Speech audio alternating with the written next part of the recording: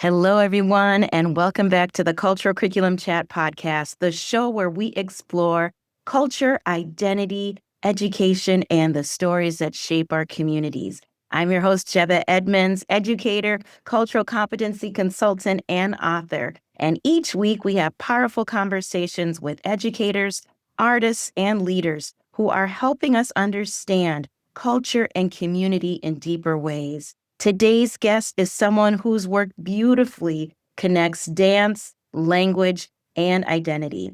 Rodney Eric López is an accomplished educator, artist, and nonprofit leader who has dedicated his career to building bridges between culture, creativity, and community. He is the CEO of Rodney Eric López Enterprises and was featured in the acclaimed documentary Mad Hot Ballroom, which introduced audiences around the world to the transformative power of dance education. Rodney is also the author of the forthcoming memoir, I Don't Speak Spanish, but I Understand Everything When I'm Dancing, where he explores identity, language shame, and how cultural expression, especially dance, can become a powerful form of communication. Rodney, welcome to the show. It is so good to be with you. I can feel the energy already. Thank you for that beautiful introduction, and I'm very happy to be with you and have this conversation.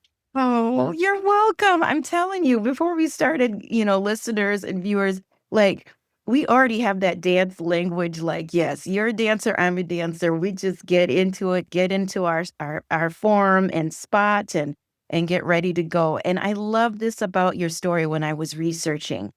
You built your career at the intersection of arts, education, and community leadership. Can you tell us a little bit more about your background and how dance became such an important part of your life?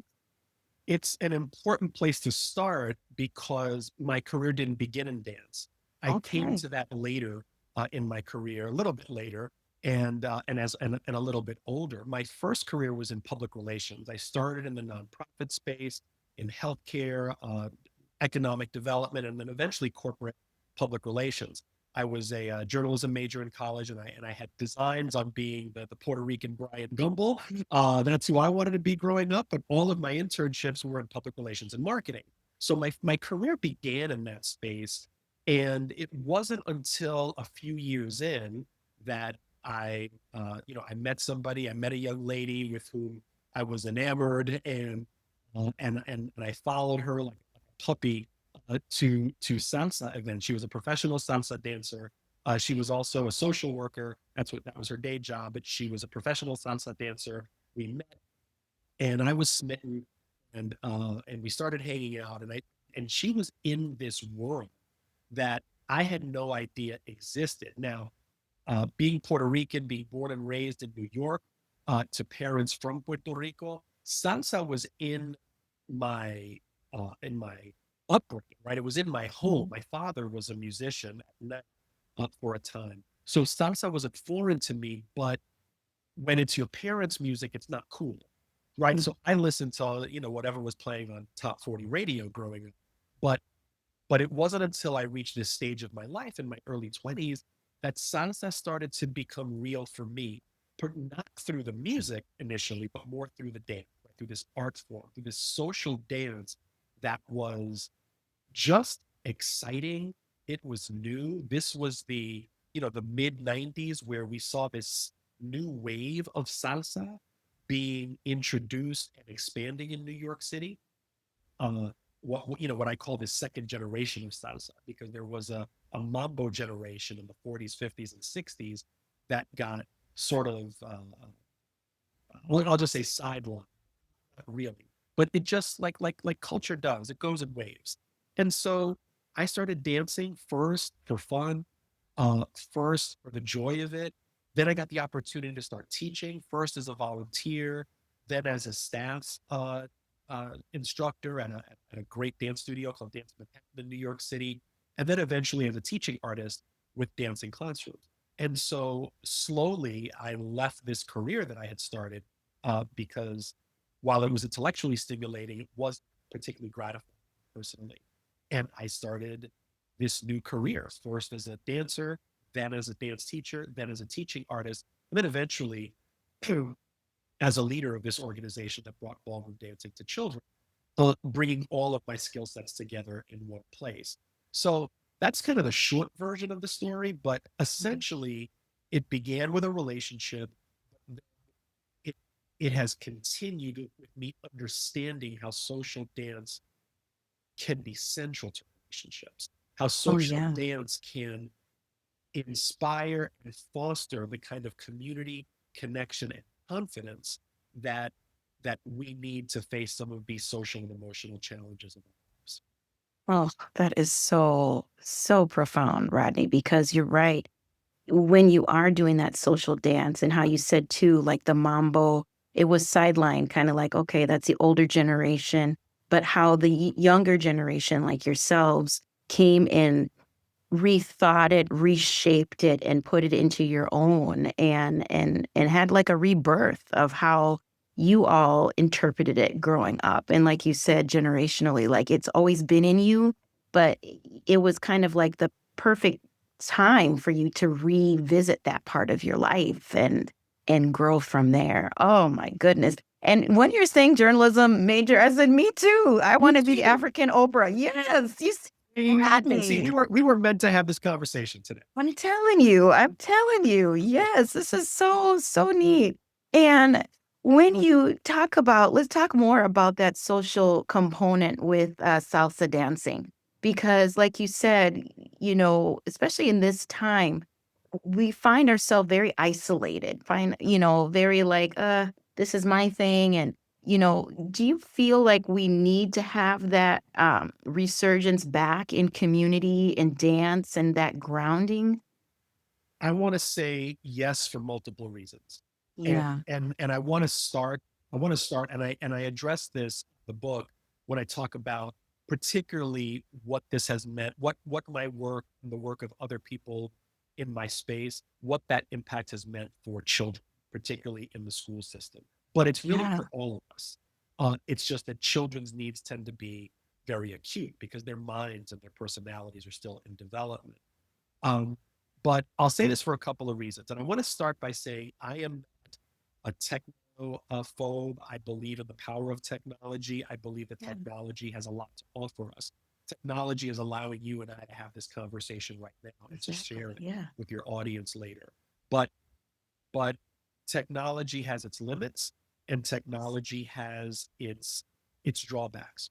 And so I think that since we've seen an acceleration of screen time, particularly among younger people, a withdrawing into digital virtual spaces. That's exciting. There's a lot that's good about that, but the data is in. Children and young people and adolescents have been negatively affected by this in their social and their emotional development. So anything that we could do on, and I anything that we can do to counteract negative aspects of technology, screen time, the digital age, I think can only help enhance and encourage our common and shared humanity. Mhm. So I believe that social dance in particular, although the arts in general, Yeah. Yeah. I believe the arts need greater emphasis in this Yes. decade and going forward. However, social dance in particular um, does something unique. It allows us to not only move our bodies, but to make physical connection with people, Yeah. eye contact, common movement. We go through this awkwardness of what it means to hold somebody, to touch somebody, to move with somebody. That's exactly the antidote to the hours and hours and hours we're spending on our screens. So that's number one. Number two is that the COVID pandemic shot a heart right through this art form because while other art forms were able to transfer to Zoom into virtual platform, really social dance couldn't. I mean, people tried, I tried, we all tried. But social dance is one of those things that you simply can't do 6 feet apart. You have to be in connection.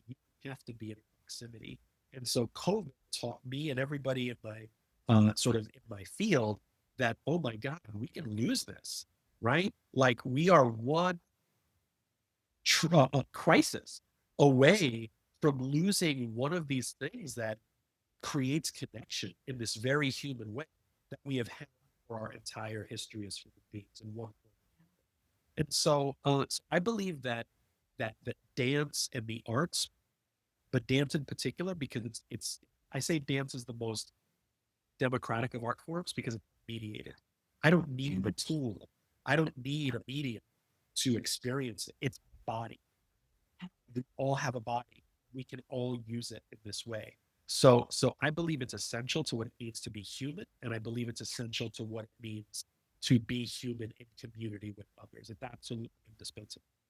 I love that. Oh my gosh. And you're so right. I was a former classroom teacher and, just to get our bodies moving, it was like, yeah, let's put some music on and dance break, and stuff. And you're right. It's that inherent human connection. And like you said, with community, you can't do that 6 feet apart. You need to touch and move together in unison or not in unison. That's also a language too of like, oh, you're doing your okay, I gotta follow your lead or, and go from there. I love this. I love this. Now, let's kind of switch gears to, you being in an immigrant family from Puerto Rico originally. And there's a lot of language shame, and I think a lot of listeners and even educators are really curious about what language shame means with cultural groups and immigrant communities, especially among second and third generation, immigrants. Some people might say things like, "Oh, you don't sound like us," or "You're too Americanized," or "You don't even know the language." What is your take on that, and how does language shame show up in our immigrant families? It's a big question with a big answer.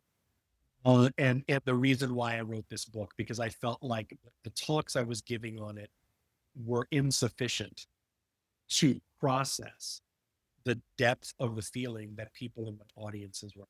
And I felt like I needed something to address it. But for the purposes of our conversation, I'll try to sum up. So there's a couple of things that are at play here, and there are different members or subsets of our communities that are affected in different ways. So there isn't one blanket Yeah. experience around this, right? We're not a monolith Yes. in any sense. In every sense. Yes. So let me say a couple of things. First, I want to say that the book is written from a U.S. context because I'm born and raised in the Bronx, New York City, in the United States. And other countries, whether in uh, Western Hemisphere, the East, like it doesn't matter where you're from. Uh, Other countries deal with difference in different ways. Yes. I'm writing from a particularly U.S. context, and from my perspective, the United States, since its inception, has been an assimilationist project, meaning that once our uh, founding fathers, so to speak, and put that in, right? Yeah, yeah. But the common history that we learn about the people and the institutions that were created at the founding of the United States as a government and as a nation, it has had varied relationships with people from other countries. There were periods in our history when we were welcome of people from other countries. Uh, and we encouraged immigration and we encouraged diversity. And then there were other periods in our history when that was restricted and where there was higher levels of xenophobia Yes. and higher levels of distrust of people from other nations. But what I can say with a great degree of confidence is that since the early to mid 20th century, we have seen uh, we have seen immigration policy shift, and we have seen it be, uh, in general, particularly uh, skewed against Black and Brown people and people Yes. from Black and Brown nations. There has been this bending over backwards many times to increase and encourage European immigration, and maybe less so from the Caribbean, Central America, South America, and African nations. And so it's a mixed bag, which means wherever we're coming with a particular narrative about what it means to be American and what values inform the way we show up.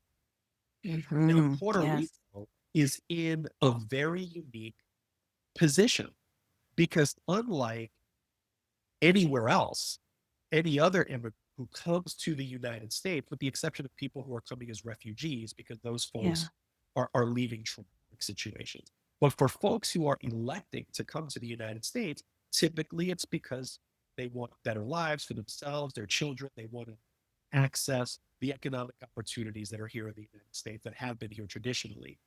Puerto Rico's in this very unique place because Puerto Rico has existed in a colonial relationship with the United States since its overtaking in 1898. And since 1898, when Puerto Rico was a spoil of war in the Spanish-American War, Puerto Rico has had this very fraught relationship with the United States, and for decades was seen as backwards, was seen as having people that could not govern themselves, and frankly, were dealt with very racist attitudes from the European, rather from the U.S. governments and the governors that were installed in places. And so it wasn't until the 1950s when Puerto Rico was granted a sense of autonomy. They were allowed to develop their own constitution, and their status changed to what is called the Commonwealth status, right, or free associated state. And so this allowed some level of self-governance in Puerto Rico, but Puerto Rico still does have a vote for the presidency of the United States. It still does not have representation in Congress, and there are ongoing debates to this day about what status should Puerto Rico have. Should it continue to be in this state? Should it become a state in the Union, or should it be an independent nation, the nations that surround it in the Caribbean? I'm running out of breath because that was 150 years of history in a couple of minutes. I And learned so much already. Yes. I hope that I hope that your audience appreciates this, Yes. because Puerto Ricans, in particular, have lived in this very difficult space of and by the way, this is by design, because there were economic policies put in place after this change in the 1950s to actually encourage people to leave Puerto Rico on come stateside to take working class and factory and menial jobs, and to leave their island home. So many people left Puerto Rico, not necessarily because they wanted to, but because economics forced them to. So here you are, coming from your Caribbean nation to cities in the American Northeast that are cold, that have snow, that you did not experience before living in the Caribbean. And not only do you have to adjust to an inhospitable natural climate, you've got to adjust to an inhospitable social climate where you are seen as unwelcome, where you are seen as less than and less than, foreign in the sense. Yeah. You have a tremendous sense of pride of your home and where you're from. So like many other immigrant communities, although Puerto Ricans are immigrants, technically they are migrants because we are American. We have American citizenship. You're Americans. But still take on the same characteristics, the same social dynamics as many people immigrated from other nations. And there's tension. What does it mean to be Puerto Rican in this context? Well, in addition to bringing your sense of religion, your food, your music, your whatever, you're also bringing your language, and that language happens to be Spanish. And so that those first generations had real decisions to make about whether they were going to, like everybody else who comes here from somewhere else, they had to make real decisions. Were they going to go all in on the American project and say, well, no, our first priorities is to learn English and to speak English well so I can participate in the economy? Or am I going to take a slightly more, I'll use the term militant approach and say, no, no, no, Spanish is part of who I am. Yeah. And I'm not going to let go of that. And I'm going to always speak Spanish, regardless of Yeah. whether my English improves or not. But Yeah. now you have children, and now those Mm, children have to navigate this system. yes. And what Yes. social linguistics teaches us is that it's the second generation that is caught in between, right? Yes. Like Yes. I have to navigate. I may have to be the person who translates for my parents, grandparents in schools or healthcare Yeah. situations or other situations. And now I'm born in this land and I have attention. And now Yeah. those people have children. And what social Yes. linguistics also teaches us is that by the third generation, the home language is pretty much gone Yeah. Yeah. because of your growing acculturation and assimilation Yes. to your new land. So I've given you a very long answer, but where No, I it's sit okay. in this Yeah. is Yeah. my parents were born and raised in Puerto Rico. Their first language was Spanish. And while everybody in my extended family had the exact same experience I did, um, many have. And basically, parents made the conscious decision because of their experiences having come here from Puerto Rico, being discriminated against and feeling isolated and being made to feel less than. Yes. They Yes. did not want their son to have that experience. And Hmm. so uh, they made the decision consciously. You're going to speak English is going to be your first language. That's the one that's going to be where you excel. And we are going to intentionally not speak Spanish to you, although they spoke it to each other in the home. Oh yeah. Yeah. So Yes. Spanish was always in the background, but it was not the language that they communicated with to me. That creates two interesting problems. Oh yes. Yes. Problem number one is certain people make fun of you because, well, what Puerto Rican doesn't speak Spanish? If Mhm. you're Puerto Rican or Mexican or Colombian or Dominican, you're just supposed to speak Spanish. You're expected to speak Spanish by other Puerto Ricans as well as by white folks. So you go into spaces and they look at you, that you people make assumptions about you. They see your last name is Lopez. Oh, you must speak Spanish. Well, actually, I don't. My parents didn't teach me. Oh, and you get that dip. Like, Yes. oh, That. you're one Oh. of those people. Them. Yeah. Oh, it drives me nuts. Yeah. And so then I said, okay, well, after there were a few years where that was really bothersome. So in high school, I decided to take Spanish. Great. So I had a lot of catching up to do, but I took a couple of years of Spanish. I actually saw incredible improvement in my ability to speak Spanish. But here's problem number two. Oh, well, you sound like a great because Mm. more Spanish sounds like it comes out of a textbook, like it comes from a blog.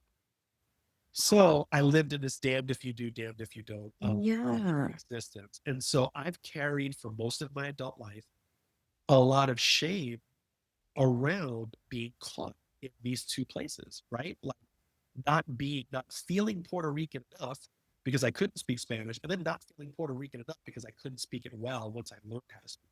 Mhm. There Mhm. are very real emotional consequences for carrying that shame. So I spent several Yes. chapters in this book addressing how that shows up in different contexts.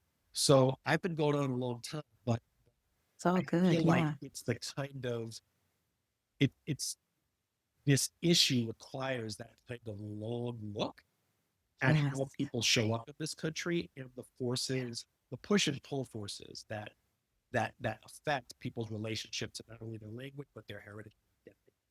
Yes. And thank you for sharing that. Oh, I can't wait to get this book. And it will be in the show notes for people to order it because even that snapshot that you shared with us, the history of Puerto Rico, the relationship or lack thereof with our government, and just that tightrope of how Puerto Ricans have to um, survive in this country. And like you said too, your parents did that as a means to survival. They didn't want you to have that trauma that they faced to survive day to day in this new new country. It wasn't their homeland. It was, completely a huge cultural change and shift.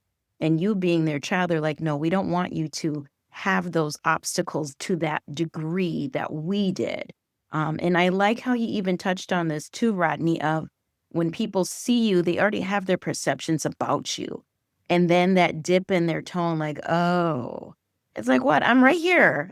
Like, but thank you for sharing that, because there's so many I know second, third generation immigrants that are listening can also relate no matter where they come from. It's that, oh, well, I already have my preconceived notions of how this group of people should be and how they should move in this world and in this country. And you're not giving me that, and you're sitting here going, but I'm still a human being. I still have my experiences. I still have value to share, and that to me, once you said that, I was like, yes, so many of us can relate to that. And thank you for sharing and being vulnerable about that, because a lot of people just assume, again, that being Puerto Rican or being, from your community out in the East Coast, that, when you see the Puerto Rican flag, it's like, oh, we all have the same thing. And I love how you shared, we're not a monolith. We're all very complex within that group. Oh my gosh. Now, And here's if I, my other, I yeah, go I ahead. want to say one other thing for that. Thank you for affirming, affirming me. I called the book, I don't speak Spanish, but I understand everything when I'm dancing. And we'll get into the dancing piece more in a minute. Yeah, yeah, But, yeah, when I was, this book was born out of presentations I was giving on this topic. And yeah. although it's coming from the I perspective, Puerto Rican, Spanish, New York, all of those things, what I found was people who were Chinese, people who were Indian, people who were Haitian, people from a variety of backgrounds were finding uh, themselves in this story. So this could be I don't speak Wolof. This could be I don't speak Haitian Creole. This could be I don't speak Mandarin Chinese. This could be I don't speak Gujarati. This could be if you're from somewhere else and you are trying to navigate sort of the United States, and especially if you're doing it over multiple generations, you are going to have some connection to this story. And you might feel strongly about heritage language and it must be spoken and preserved, or you might not be. The goal I'm trying to reach here is I want people to let go of their shame around this and find these alternatives. I just wanted to follow up on what you. Thank you. Oh, yeah, because I was Please go gonna ahead. oh, yeah, all the things. This is amazing. And I also like that too, how you even shared that, in different groups too, have the same feeling of saying, "That's me," even though it's from your lens, there's so many people that can relate, and when you were sharing, it's like, "Yeah, that's me." There's some dialects that my parents didn't teach me because it was like, "Well, we're here," and let's just keep moving. We're here. We're trying to get into this culture of opportunity, and again, the same thinking of, survival. We don't want our children and the generations after to have as much of a hardship from us that just got here. So, oh, this is so good. Now, let's talk about dance and play, and because it's so powerful in education. And you talked about, how, teaching students, the power of social dancing with salsa. How can schools bring more of this into their learning environments? Ooh. So I think so. There's a couple of things there. Yeah, I yeah. think first of all, it requires a wholesome, not wholesome, holistic Holistic, yeah. approach to what it means to be educated. What does that mean? What does it mean to invite students to school, even more strongly, require students to be in school, right? Yes, Not just exactly. invite, but require students to be in school. And for Yes. many of them to spend 12 years or more in the system, what does it mean to educate them? Now, listen, there's a million opinions on this. I am not an arts educator, and I am an educator. I'm not an Yes. educational historian. I'm not an education scholar. But what I do know is that um, children need to learn in multiple ways. People have spoken about multiple intelligences for decades now. I think Yes. we know that it's almost taken as gospel at this point that every child learns by rote learning, that every child Yeah. learns from a book, and that not every child should be taught to a test. Right? The Mhm. data is in. This is Yes, it's not been there. Yes. necessarily in the best interest of the child, and nor is it in the best interest of our nation, because we are not necessarily having the best educational outcomes in the United States. Every global poll shows that the United States is often nowhere even in the top 10 in terms of educational Mm-hmm. outcomes, right? Mm-hmm. So what we're doing ain't working. Yes. And over the last generation, we have doubled down on this high stakes testing and all of this. So I don't have all the answers, but I have one answer. And that is that arts have to be seen as essential to learning, not supplemental to it. Mm. Yes. And listen, reading, writing, and arithmetic, absolutely crucial skills. Our kids need to be literate. They need to know their numbers. They need to know how to. And there are lots of ways to teach that. There are Yes. lots of ways to teach literacy. There's lots of ways to teach numeracy, lots of ways Yes. to teach writing. Um, and I feel like the arts, especially as someone who has advocated for arts education, um, it is often considered expendable, disposable. Yes, we would love to have it, but But yeah, why we that's don't quite have the enough but. in the budget, but we But. experience budget cuts. I got to get this Mhm. reading curriculum. I I empathize with educators. I empathize with district superintendents and commissioners of education. They are, in many cases, they're doing the best that they can. They're trying to make Yeah. a dollar out of 15 cents. Yes. They given the resources that they need to Yes. effectively empower their teachers. And so I get it. It Yeah. is a Yeah. tangled web. And so there isn't one face. Mm-hmm. But there has been a steady decline of arts education, over the last few decades. That's for sure. That we know.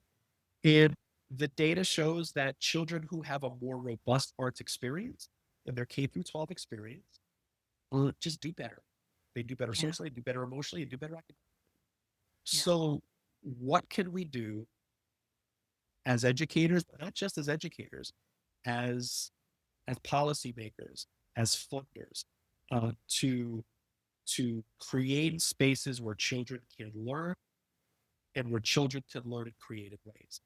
Um, Yes. there's so much literature on this, uh, but what we do know is that children thrive when they move. The body needs to move. There is not one person in the voice of this podcast who does not perform better after having a movement break. Right? We cannot sit at attention more than, and even less so now in the digital age. We cannot Yes. sit and be effective for more than 45, 60 minutes at a time. We have to Yeah. get up and walk, Mm. get a cup of coffee, take a walk around the block. If we know this as adults, why are we expecting our children to sit for 45 minutes at a clip, 7 periods a day, and expect positive educational outcomes? It's more Exactly. than just a 20-minute recess. We have to think about, we have to think about how arts, that mindfulness, and all these other things integrate into a holistic experience. Say one last thing about this. I know people bristle at the uh, at the comparison between the United States and places like Finland, because Finland is a very different place than the United Oh States, yeah. Yeah. and it's much more homogeneous and what have you. And I get it. It's not an apples to apples comparison, so I don't want to go down there. But uh, but they don't even start their kids until a year after we start our kids in school, Yes. and they Yeah. let those kids like roam through the forest for a year, Right. so that they have a Mm-hmm. relationship with nature before you even sit them in class. Yeah. So, we don't all have forests to send our kids into. I'm not saying that's what we should do, but there's something in our industrial age based approach to education that's clearly. Yes, so true, Rodney. And you're right. Even though we don't have forests to run to, they're moving. Their bodies are constantly moving. Yeah. And this has just been amazing topic. I could talk to you all day, but I have a couple things before we go. Um, any advice would you give to parents when it comes to helping their children embrace their own identity? What an important question. And it was probably the second, the second most important reason I wrote this book. There are two chapters on parenting in the book. They're the last two chapters. One is on parenting in general, and the last one is specifically about fatherhood. Because as a dad, fathers have unique responsibilities for their children. But parents, if you can hear this and you're struggling with this, it's important for you to know that this is not your problem to solve alone. Language is learned not based on the good intentions of a parent or two. Language is learned through community. Yes. Language is learned through practice, immersion, most importantly, play. If I'm stressed out about getting something right, my nervous system will tense up and I will have a block. So if you are someone who was raised like I was, raised without your heritage language, and you're feeling some kind of shame around it, like let it go. Because your parents were carrying things that prevented them from passing on their heritage language to you. Maybe you've had a conversation with them about it. Maybe you haven't. If you haven't, and they're blessed to still be with you, I would ask them about it while you still have them. If you are a parent and you do speak your native language, or I should say your heritage, but you've had trouble passing it on to your children, either because you don't feel like you have extended community or because your children have rejected it and they've said, no, I don't want to, because kids can make that choice. You can already see from just these two examples that this is complex. It's layered and it's nuanced, and it's by design. Yes. Our country, there are 30 states in the United States that have English only laws and books, right? This, and I'm not bashing learning English because English is the lingua franca of our time. But, but yes, you and your children and everybody should speak. And Yeah.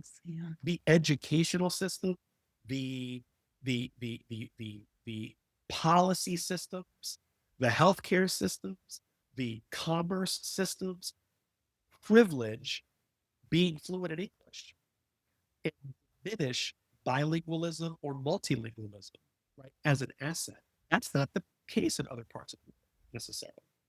Oh, So you just you said, yeah. are climbing an uphill battle. You're rolling a stone uphill if you're Mhm. feeling like you let your children down because they don't have your heritage, or you don't because your parents teach it to you.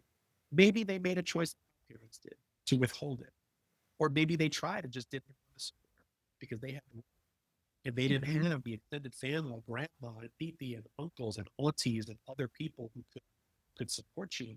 Because guess what? It does take a village. It It does does. take a village to raise a child and to transmit a language. So Yes. remember that. Remember that if you do want to learn a language, either you as an adult, or if you want to foster a learning language environment for your child, insist on play and insist on celebrating mistakes. Because it's when we feel like we can't make mistakes that we tense up, we give up. Yes, that's the part, Rodney. It's like you're already overthinking the process already. When it doesn't go your way or doesn't work out, then you're like, I give up, put my hands up. We're just going to keep moving somewhere, other direction. Oh my goodness, Rodney. This has just been so amazing to chat with you. I feel like I've known you my whole life with dance and language, and I'm like, yeah, my parents too, and grandma lived with us, and still, it's just amazing. So, where can my listeners and viewers find you and your book and all things Rodney Eric Lopez in your Oh my business? goodness. I appreciate all of the opportunity to share. So all things Yeah. Rodney Eric Lopez is at my website, rodneyriclopez.com. It'll be in your show notes, I hope. Yes. And Yes, it will the be. Yeah. website sounds like it's spelled RODNEYERICLOPEZ. And if that was too fast, just check out the show notes. Gotcha. And on that website, you will also find the information about the book, how you can get it. And I would invite everybody who hears this to both sign up for my book list so that you can learn more about the book and events and things surrounding the book, and also just sign up for my general newsletter if you'd like to hear, musings from Rodney Lopez. Also, this book will be available as of April 13th. So you'll be able to find it on Amazon and all your traditional booksellers online. But I'm very excited about sharing this book and sharing this message with the world. But please sign up for my newsletter. Please find me on my website. Would love to build a community of conversation around this, because it's a topic that is underappreciated in our communities. And Mm. I think, uh, given given our political climate, we really need to have clear conversations around what it means to be in the United States, what it means to be American, and what it means to be from the places you're from. And Yes. language is central to all of It is. Oh my gosh. Thank you so much, Rodney. This conversation was so powerful.